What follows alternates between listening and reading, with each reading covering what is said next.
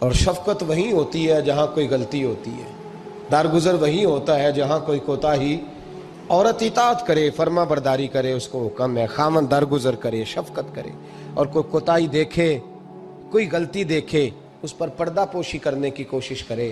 یاد رکھیں اعلیٰ حضرت فاضل بریلوی رحمۃ اللہ علیہ فرماتے ہیں جو مردان خدا ہیں، جو اللہ کے بندے ہیں، جو مردان خدا ہیں، فرمایا ان کا طریقہ تو یہ ہے کہ وہ اپنے گھر والوں کی بڑی بڑی غلطیاں معاف کرتے ہیں، بڑی بڑی کوتاہیاں، بڑی بڑی۔ حضرت ابو الحسن رحمۃ اللہ تعالیٰ علیہ، جنابی ابو الحسن خرقانی بہت بڑے درویش صوفی گزرے اور صاحب بصیرت اور زندہ اور بیدار مغز صوفی تھے، صرف ہو والے صوفی نہیں تھے۔ ان کو خبر ہی نہیں کہ معاشرے میں میں کھٹکتا ہوں دل عالم میں کانٹے کی طرح، اور تو فقط اللہ اللہ اللہ۔ حضرت ابو الحسن خرقانی خانقاہ بھی آباد کرتے تھے، اور معاشرے میں کبھی ظلم ہوتا تھا تو بادشاہوں کا جا کے حقہ پانی بھی بند فرما دیا کرتے تھے۔ بڑے بیدار مغز اور بیدار ذہن صوفی تھے۔ حضرت باجید بستامی رحمۃ اللہ علیہ کے سجادہ تھے، اور محمود غزنوی آپ کا مرید تھا، اب بہت صاحب بصیرت بادشاہ ہوا ہے، وہ آپ کا خدمت گزار تو حاضر ہوتا تھا۔ محمود غزنوی کہتے ہیں جب میں پہلے دن گیا تو بابا جی مجھے اٹھ کے نہیں ملے، بیٹھے بیٹھے سلام کیا، واپس آنے لگا تو مجھے چھوڑنے آئے میری سواری تک، تو میں نے کہا حضرت جی جب آیا تھا تو پوچھا بھی نہیں اور اب چھوڑنے آ گئے، تو فرمانے لگے جب تو آیا تھا تیرے اندر تکبر تھا، تو کہتا تھا مولوی بادشاہوں کو اٹھ اٹھ کے ملتے اس لیے نہیں ملا، اور اب تو سوچ رہا ہے کہ نہیں سارے مولوی ایک طرح کے نہیں ہوتے، اس لیے میں تیری عزت دینا تیرے لیے ضروری سمجھا ہے، اس لیے تجھے چھوڑنے آیا ہوں۔ حضرت ابو الحسن بڑے صاحب بصیرت آدمی۔ ایک آدمی یمن سے آیا کئی 100 کلومیٹر کا سفر طے کر کے ملنے، اس نے دروازے پہ دستک دی، حضرت کے گھر کے دروازے، بادشاہ کے پیر ہیں، اندر سے بی بی صاحبہ بولی کون ہے دروازے پہ؟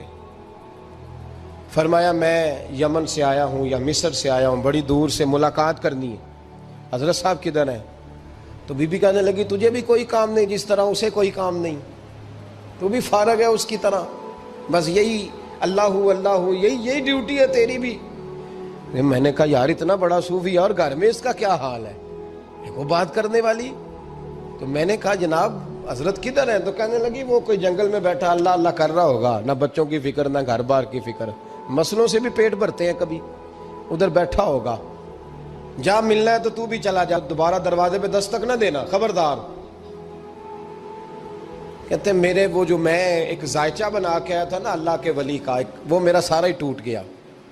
میں نے کہا کچھ نہیں یار، جس کا گھر حال نہیں تو باہر کیا ہوگا، اندر ہی کوئی طبیعت نہیں۔ لوگ فٹافٹ اعتراض کرتے ہیں، کہتے ہیں صاحب فلاں بندے کو نہیں صحیح کر سکے تو، حالانکہ یہ بات اور ہے، یہ پہلو اور ہے۔ نوح علیہ السلام کی بیوی اگر کافر رہ جائے، بیٹا اگر غیر مسلم رہ جائے تو یہ حکمت الہی ہوتی ہے، یہ اللہ پاک کی حکمت ہوتی ہے، حکمت ہوتی ہے، اس میں پیغمبر کی تبلیغ میں کوئی اعتراض نہیں کیا جا سکتا۔ اس نے کہا جنگل میں ہوں گے تو بھی چلا جا۔ کہتے ہیں وہ جو میرے ذہن میں ان کا زاویہ تھا، وہ جو ایک شخصیت کا روپ میں بنا کے وہ تو نکل گیا، لیکن میں نے کہا چل اتنی دور سے آیا ہوں بابے سے میل ہی لیتا ہوں، شام ہو گئی ہے رات بھی رہنا ہے۔ کہتے ہیں میں نے جنگل کی طرف منہ کیا تو حضرت جنگل سے آ رہے تھے اور شیر پہ بیٹھے ہوئے تھے، شیر پہ بیٹھے تھے۔ فرماتے ہیں پھر میرے دل میں خیال آیا، میں نے کہا بی بی قابو آتی نہیں اور شیر کو قابو کیا ہوا ہے۔ پھر وسوسہ آیا اتقوا فراست المومن فإنہ ینظر بنور اللہ، رواہ ترمذی او کما قال صلی اللہ علیہ وسلم۔ اللہ کے رسول فرماتے ہیں مومن کی فراست قلبی سے ڈرو، وہ تو اللہ کے نور سے دیکھا کرتا ہے، اللہ کے دیے ہوئے نور سے دیکھتا ہے۔ اللہ اکبر۔ جب یہ بات سنی نا، اس نے کہتے میں نے دل میں سوچی تو حضرت میرے دل کی بات جان گئے اور فرمانے لگے او بھائی، کہتے میں نے کوئی حال بتایا نہیں، خود ہی فرمانے لگے میاں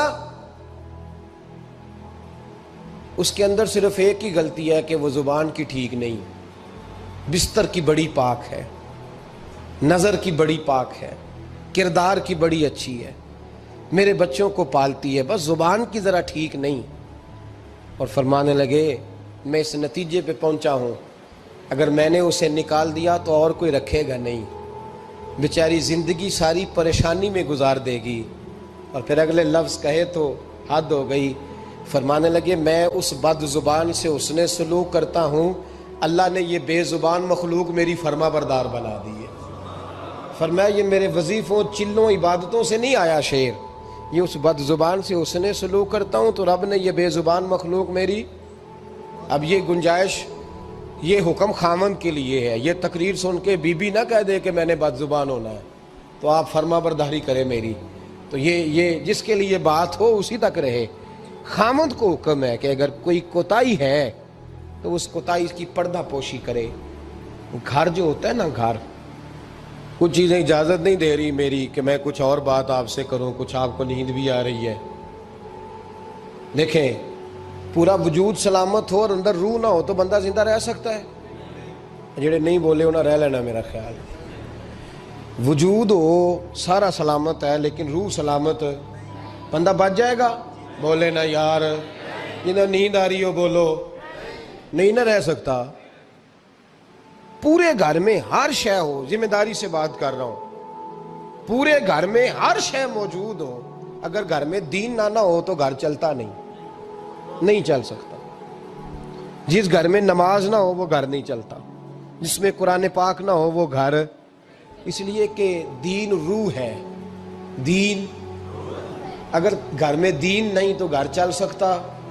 سن لے حدیث پاک ترمذی شریف کی، نبی کریم علیہ الصلوۃ والسلام، یہ بھی حق ہے، یہ آخری بات اس عنوان پہ سنیں، یہ حق آخری ہے، اس کو بھی سمجھیں۔ ترمذی شریف میں نبی پاک علیہ السلام نے فرمایا، دعا دی حضور نے، نبی پاک فرماتے ہیں اللہ اس بی بی کو جزائے خیر دے، اللہ اس پہ رحم فرمائے جو سویرے اپنے خامند کو نماز کے لیے جگاتی ہے اور اگر نہ اٹھے تو پانی ڈال کے جگاتی ہے، اور فرمایا اللہ اس خامند پر رحم کرے جو سویرے اپنی بیوی کو نماز کے لیے جگاتا ہے اور اگر نہ اٹھے تو پانی ڈال کے جگاتا ہے، رحم کرے۔ سب سے زیادہ حق میاں بیوی کا ایک دوسرے کا ساتھ ہی ہے کہ انہیں دیندار بنائے۔ دین کی جس بات کا خامند کو پتہ ہے، اعلیٰ حضرت نے لکھا ہے کہ خامند کی ذمہ داری ہے بیوی کو تعلیم دینا، یہ اس کی ڈیوٹی ہے پردے کا پابند کرانا، اس کی ذمہ داری ہے کہ اسے قرآن و سنت کے جو احکام پتہ ہے اپنی بیوی کو سکھائے، اس کو بتلائے، اس کو سمجھائے، ذمہ داری ہے اس کی۔ فرمایا اللہ اس پہ رحم کرے، ذمہ داری ہے، ایک دوسرے کو مذہب سے آشنا کریں، پیار کے ساتھ محبت کے ساتھ قائل کریں۔ خامند بڑی باتوں میں روٹھ جاتا ہے، اگر کبھی اس بات پہ بھی روٹھ جائے کہ آج نہیں روٹی کھانی تیرے ہاتھ کی، انہیں نماز ہی نہیں پڑھی تو آج نہیں میں نے تیرے ساتھ کوئی بات کرنی اس لیے کہ تیری آواز گلی میں نے سنائی دی ہے مجھے، تو خامند کو چاہیے کہ اسے دینداری سکھائے۔ عورت کو بھی چاہیے کہ وہ کہے صاحب تھوڑی روٹی کھا لینی ہے لیکن مہربانی کریں حلال رزق لے کے آئے، مجھے زیادہ کپڑوں کی ضرورت نہیں، میں پرانے پہ گزارا کر لوں گی لیکن میرے بچوں کے حلق سے ہرا نہیں گزرنا چاہیے کہ دینداری ایک دوسرے کو سکھائیں، ایک دوسرے کو۔ حضرت سلطان باہو کا نام تو سنا ہوگا آپ حضرات نے، الحمدللہ کافی لوگوں نے سنا ہوگا۔ حضرت سلطان باہو رحمۃ اللہ علیہ کے جو والد تھے ان کا نام تھا حضرت بازید، جاگیردار تھے، دنیا دار تھے، بہت بڑے مالدار تھے۔ فرماتے مذہب کی طرف میرا رجحان نہیں تھا، چوتھی شادی کی بی بی راستی کے ساتھ۔ بی بی صاحبہ بڑی نیک تھی، بی بی صاحبہ کہتی ہیں میرا دل کرتا تھا میرا خامد بھی نمازی ہو جائے، اور عام دنیا دار نہیں تھے، 7 جاگیروں کے مالک تھے۔ بڑا مشکل ہوتا ہے، پیران نظام کے آستانوں پہ غریب لوگ رہ گئے، جڑا 4 جماعتاں پڑھ جائے یا پیسے آ جائیں انہوں نے تو کسی پیر دی لوڑ ہی کوئی نہیں، اور اگر بندہ مالدار ہو تو کئی پیروں دے آپ مرید ہوندے نے، وہ کہتے ہیں مینوں آپ کنے پیر سلوٹ کر دیں۔ ایک صاحب نے میری ایک دفعہ افطاری کی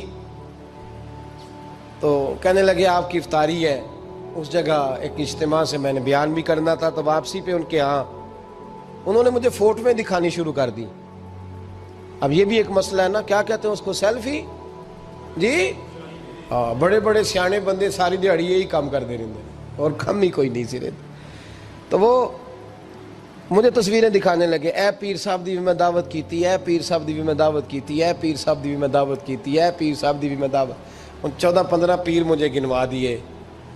تو کھانے تو بعد مینوں کہنے لگے کہ تسی دوبارہ کدو آؤ گے؟ میں کہا جدو تسی 200 بندے نو میرا بھی نام دس لو گے ادو آ جاؤں گے۔ اب مالدار آدمی ہے نا، تو اب بعد میں مجھے ایک دو دفعہ انہوں نے فون کیا، میں کیا وہ